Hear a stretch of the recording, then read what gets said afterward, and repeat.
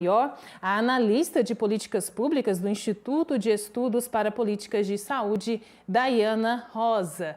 Quem também participa deste bate-papo com a gente, nossa parceira aqui do Sistema Sagres, a Lívia Bailão. Primeiramente, quero cumprimentar a Daiana. Seja bem-vinda, boa tarde.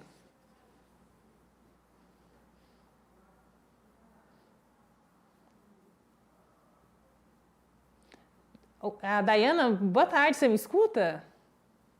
Sim, vocês me escutam? Ah, sim, não, porque a gente não tinha escutado aqui, eu pensei que estavam sem a conexão do áudio. Boa tarde também a minha parceira aqui, Lívia Bailão. Lívia, tudo bem por aí? Oi, Jéssica, tudo ótimo. Um abraço para você, para a Daiana e para todos os ouvintes, telespectadores, internautas do Sistema Sagres. Pois é, Daiana, pegando esse gancho, né, Dia do Estudante, a gente quer abordar aqui esse cenário, falar como que está a saúde mental dos estudantes. Queria começar perguntando para você de que maneira a pandemia, né, o isolamento social, ali as aulas remotas, assim, um contato dentro da sala de aula, como que isso também afeta a saúde mental dos estudantes? Certo, bom, primeiro a gente tem que entender que a condição do nosso bem-estar, né, da nossa saúde mental, de todos nós, ela é determinada por uma série de fatores, né, que passam por uma série de outras questões também, como, por exemplo, ter ou não um emprego, ter uma estabilidade financeira, o local onde a gente vive, se é um local violento, se a gente tem acesso a saneamento básico, e o momento da vida que a gente passa também, né, como é o caso dos mais jovens, e todos nós já fomos mais jovens, e sabemos que é um momento muito delicado, né, de descobertas, enfim. E a Covid-19, né, e as suas consequências também, ela acaba sendo um dentre esses fatores todos que eu mencionei aqui, e que vão determinar de alguma forma o nosso estado psicológico, ou seja, né, a pandemia, ela agravou uma situação que já existia. E nos momentos que a pandemia piorou, né, aumentou significativamente o número de pessoas reportando sintomas de ansiedade, depressão, como vocês ou podem ter vivido por isso, ou conhecem alguém que certamente passou por isso. Lidar com o luto, né, com a perda, com a piora socioeconômica do país, afeta a gente, né? Esses dados são do IEPS, do Instituto de Estudos de Pesquisa de Saúde, que também revelam que as licenças do INSS no período, né, da pandemia em 2021 aumentaram 30% também. Além disso, a gente viu que as perdas de emprego dos pais, dos responsáveis das crianças e adolescentes, têm um impacto negativo sobre a saúde mental, que pode revelar também um possível mecanismo de transmissão através de uma maior exposição a abusos e práticas parentais negligentes, né? Como a gente acompanhou no caso do isolamento, que a gente ficou mais tempo em casa, então a gente ficava mais expostos a essa situação. Então, um exemplo desses impactos da pandemia, que é o desemprego, afeta diretamente também a saúde mental das crianças e dos adolescentes. Jéssica, queria perguntar aqui para a Daiana. Boa tarde, Daiana. Os adolescentes, como você disse, né, os jovens adolescentes, ficando mais em casa, estão sujeitos a essas questões que você acabou de narrar aqui para nós, e também passaram a usar mais ainda os recursos tecnológicos, porque as aulas passaram a ser online, tudo muito rápido, né? Precisou ser adequado. Você acha que esse uso da tecnologia, da forma como ele está sendo feito hoje pela sociedade como um todo, por nós, inclusive, né? E aqui a gente está inserido, afeta também a saúde mental desse jovem moderno, do mundo moderno, do contemporâneo? Sim, com certeza, né? A gente tem uma transformação impactante aí, né? A dimensão social ela foi muito alterada. Os alunos acostumavam ir para a escola, estarem presencialmente em seus ambientes já de costume e passam para o ambiente virtual. Assim como nós aqui também estamos falando, cada um de um pontinho diferente do país, né? Eu, por exemplo, estou no Rio de Janeiro, vocês provavelmente estão em Goiás. Não sei, mas poderia ser outro país, inclusive, né? Então, isso traz implicações, sim, inclusive na sociabilidade, né? O que a gente busca apontar, né, enquanto evidência científica, e falando aí de políticas públicas, é como a gente pensa que isso pode ser aplicado ao cuidado, né, a promoção e a prevenção na saúde também. Uma coisa no ambiente escolar, outra coisa também é o atendimento médico, né? A gente pode já viver experiências de teleatendimento, de telesaúde, só que a gente aponta também a necessidade, assim como para a saúde e para a educação, a necessidade de fiscalização, de regulamentação para que esse uso seja responsável e um uso controladamente seguro para quem for utilizar, tanto o paciente, ou caso os estudantes, quanto os profissionais, sejam de saúde ou seja de educação também. Também, Daiane, é a respeito dos prejuízos no desenvolvimento social, desenvolvimento emocional. Eles, de alguma maneira, também podem impactar os resultados ao longo da vida estudantil do aluno. Por exemplo, né, a gente temos altos níveis de evasão escolar. Pode ser também, né, que as questões de saúde mental influenciam também para a evasão escolar? Com certeza, né? A adolescência, como eu disse, né, é um período de grandes transformações, como a gente pode viver. E esse é o momento que está acelerado o desenvolvimento da compreensão do mundo, né? De como que a gente interpreta aquilo que a gente vive. E também da estruturação da nossa personalidade, né? Se você é uma pessoa mais reativa, mais introspectiva. Então, acaba sendo um momento chave, né? Para a gente investir em políticas públicas de saúde mental que apoiem essas pessoas nesse ciclo de vida. O Instituto Cactus, que é um instituto que a gente tem parceria no IEPS, ele apontou que a adolescência é um período negligenciado, mas que é chave para a prevenção. Por exemplo, se a gente tem o dado de que 50% das alterações na saúde mental começam com 14 anos de idade. Então, metade dos transtornos e sofrimentos mentais que a gente pode viver, eles acontecem até os 14 anos de idade. Chega até 75% se a gente aumentar essa faixa etária para os 24 anos. Mas, apesar desse número ser grande, 80% dos casos passam sem diagnóstico. Então, a gente precisa ampliar, né, o acesso à promoção de saúde nos serviços existentes, principalmente no SUS, que já tem uma estrutura muito bacana e eficiente para atender, mas que a gente precisa ampliar ainda mais esse atendimento. E o custo da gente não tratar disso agora, né, que o Brasil ele está com o maior contingente de jovens da história do país, né, nunca teve tanto jovem no Brasil como a gente tem hoje, o custo da gente não cuidar disso agora é muito alto, né? É um prejuízo, posso afirmar. Também são dados compilados pelo Instituto Cactus, mostraram que numa escala global, 400 bilhões de dólares por ano é quanto custa deixar de cuidar das pessoas mais jovens se tratando de saúde mental. No Brasil, para vocês terem uma ideia, o custo de uma criança que é atendida pelo sistema de assistência social é 2 vezes maior do que quando ela apresenta um sofrimento, algum transtorno mental. Então, tem um prejuízo emocional, né, tem um prejuízo social, mas também tem um prejuízo econômico muito grande. Jéssica, quero perguntar aqui, Daiana, e a questão da escola, né? Você disse aí na detecção, detectando esses sintomas, avaliando e diagnosticando precocemente, quanto antes, melhor, né? E o papel da escola nesse entremeio aí, como que fica? Porque tem o viés da saúde, tem o viés da família, desse contexto familiar que você narrou, e o jovem na escola. A escola é como um fator garantidor da saúde mental, também um ator nisso. Como que fica? Obrigada pela pergunta, Lívia. Ela é muito importante, principalmente porque a gente tem visto cada vez mais manchetes e notícias reportando, por exemplo, casos de crise de ansiedade em escola, automutilação também, principalmente nesse período de retorno às aulas presenciais, né? Para vocês terem uma ideia, as internações de brasileiros entre 10 e 14 anos por lesões autoprovocadas cresceram 43% só no ano de 2021. Então, é muito grave tudo isso que a gente estava dizendo e muito urgente de intervenção também.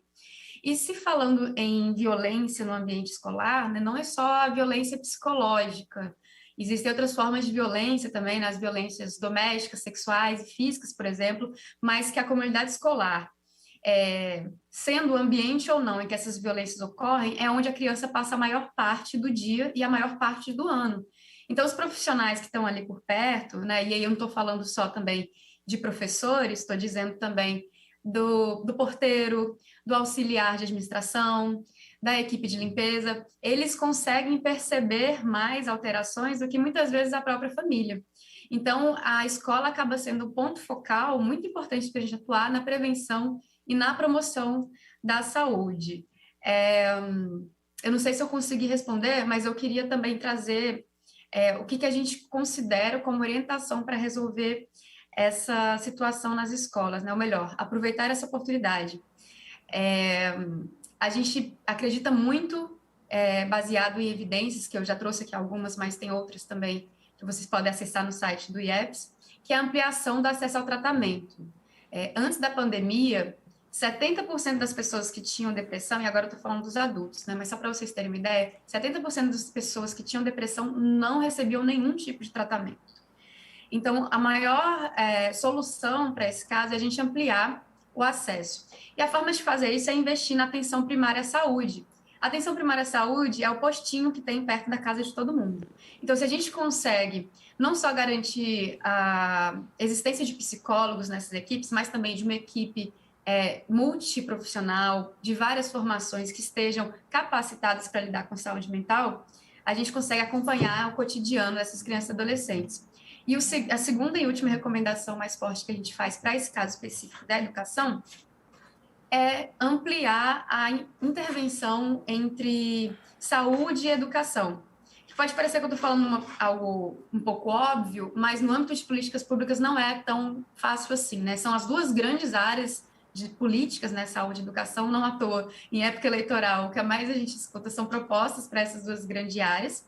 E, nesse sentido, existe um projeto de lei que a gente apoia tecnicamente, que é o projeto de lei de saúde mental nas escolas, o PL 3383, que cria a Política Nacional de Atenção Psicossocial nas escolas. Ele já foi aprovado no Senado e agora segue para a tramitação na Câmara.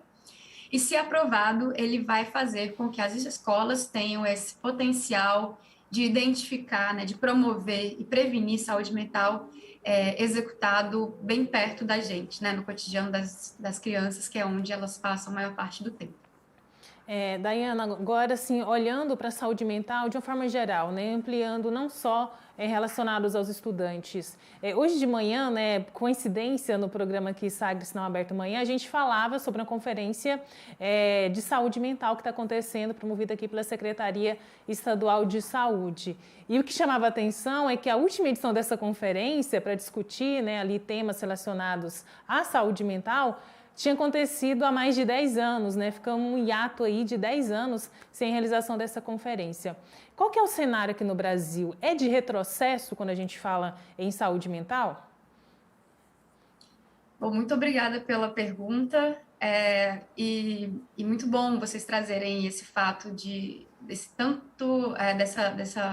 período longo, né, que a gente ficou sem realizar a Conferência de Saúde Mental, que inclusive essa etapa estadual, né, imagino que você esteja se referindo, a etapa nacional era para ter sido realizada para estar acontecendo agora em novembro, ela foi adiada novamente para 2023, porque o Ministério da Saúde não pôde se comprometer para a execução da conferência. Então, esse é apenas mais um dos retrocessos, aí já respondendo a pergunta, um retrocesso que vem de longa data também, o histórico que a gente faz das políticas públicas que começaram a se reconfigurar desde 2017, quando a reorientação de tratamento foi feita, né? Antigamente, a gente tinha os manicômios, né? A gente tinha os hospícios, em que a forma de tratamento era você isolar a pessoa do contexto social e internar. Muitas vezes à força, com contenção química, contenção física, o chamado sossega-leão. Só que isso, com a reforma psiquiátrica, que virou uma lei em 2001, isso foi alterado. O modelo de tratamento foi mudado. Então, se antes a pessoa era trancada, né, para receber tratamento, hoje, ela, com essa lei de 2001, ela passa a ser tratada no território, em sociabilidade, sem necessariamente estar internada. E com isso eu digo que a internação não é acabar com a internação, mas é usar a internação somente em último caso. Antes disso acontecer, tem várias outras tentativas no projeto terapêutico singular, que é chamado de projeto terapêutico individual, feito para cada pessoa, respeitando suas vontades, suas necessidades. Porém, esse movimento, né, de alteração do tratamento, ele foi interrompido a partir de 2017, quando uma série de portarias e decretos passaram a valer sem participação da sociedade civil, que inclusive costuma se reunir nesse espaço da conferência que vocês muito bem lembraram.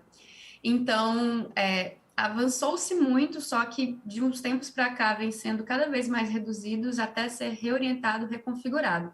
As nossas propostas, né, para fortalecer a saúde mental como um todo, estão presentes na Agenda Mais SUS, que é uma iniciativa do IEPS, também com apoio temático do Instituto Cactus, em que a gente aponta 4 alternativas, 4 caminhos para os gestores seguirem aí no período que vai chegar de novos mandatos a partir do ano que vem. O primeiro deles é gerar informação e incentivar o monitoramento e fiscalização das políticas de saúde mental. Por mais que eu tenha trazido várias informações que podem ser novas ou não para vocês, essas informações precisaram ser muito bem procuradas, né? A gente precisou acessar a Lei de Acesso à Informação várias vezes, só para ilustrar a dificuldade que é ter acesso a dados sobre saúde mental no Brasil. E isso estou falando enquanto pesquisadora. Agora, vocês podem imaginar para um gestor, né, para um prefeito, para o coordenador de serviço, como que ele vai orientar o atendimento se ele não tem acesso a esses dados. Então, nossa primeira proposta atua nesse sentido. A segunda proposta é a aprimoração da rede de atenção psicossocial do SUS, que é a RAPS. Né? Com isso, eu estou dizendo aumentar a cobertura dos serviços já existentes, como os CAPs, né, o Centro de Atenção Psicossocial, e as unidades de acolhimento também. A terceira proposta nossa é promover políticas públicas de treinamento e valorização de profissionais de saúde mental, que, como eu disse, né, no nosso postinho, que está tão perto assim de casa, às vezes o profissional não tem a capacitação necessária para lidar com pessoas que estejam passando por um sofrimento, um transtorno mental, ou então até numa crise mais aguda. E, por fim, a gente orienta, né, a retomada e o avanço na reforma psiquiátrica, que é essa reorientação de modelo de tratamento ao qual eu me referi.